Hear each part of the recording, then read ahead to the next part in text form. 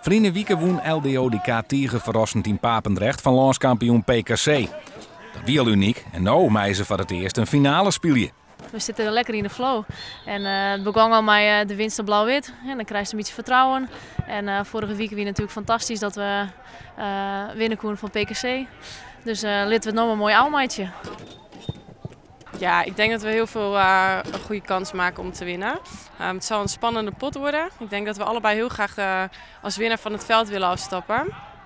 Dus ja, ik denk dat we een goede kans maken. We zijn fit en hebben er zin in. Mooi weer, veel supporters. Nou. Jurien Bosma speelde altijd niet in het tweede, maar Bruts dit hier terug. Ja, geweldig. Natuurlijk volle minuut maken in de zaal, omdat anderen geblesseerd weer. En ja, dat is heel goed gong. Cruisfinale hellen, daar volle minuut maken.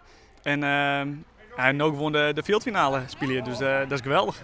Het is nu al het succesvolste seizoen eer van LDODK. Zowel in de zeel als op het veld halen ze de play-offs. En bij winst in de finale schreeuwen ze Hielendal Frieske korfbalskiertnis. Klopt, ja, nou ja, we schrijven wat historie, maar goed, we moeten hem wel pakken.